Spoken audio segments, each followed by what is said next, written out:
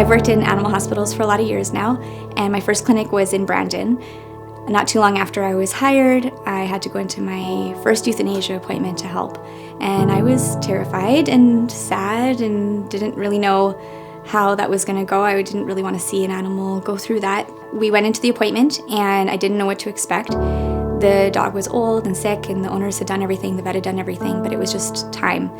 The vet was unbelievable with them. She was so compassionate. She listened to their stories. She offered a clipping of fur. She helped them pick an urn.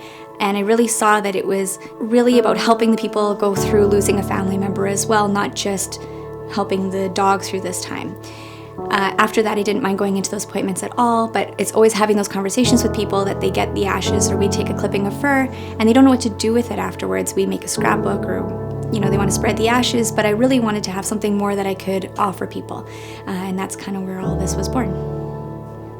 Being in the job that I have, I think I really see the connection people have with their pets and being able to make them something that keeps those memories as something they can treasure forever is a huge part of why I'm doing this. It all kind of started with I just had an old piece of copper pipe we had found salvaged, and I just started messing around with it. My husband cut off a couple pieces and I was experimenting with different types of resin, just trying to find a way to actually be able to preserve things. I finished about 4 or 5 different prototypes of okay, all of these are things that I like and that I would wear, and then I took it to my sister and my friend and I said, what do you think?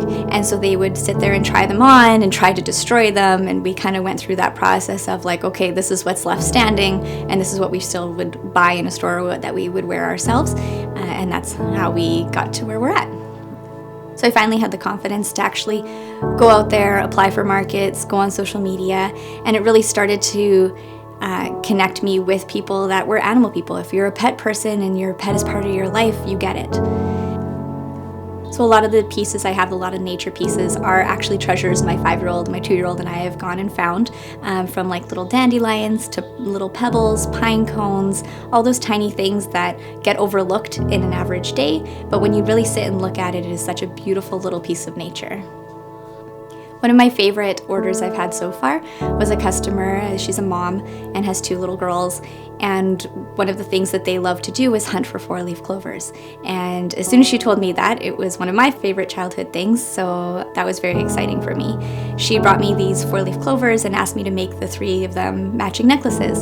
So that was really, really fun to do. It's one of those things that they'll always remember, that time of hanging out with mom, going on an adventure, looking for 4-leaf clovers, that they'll keep forever as they grow up, and also remind them to notice those little things as they become adults and get busy with their own lives.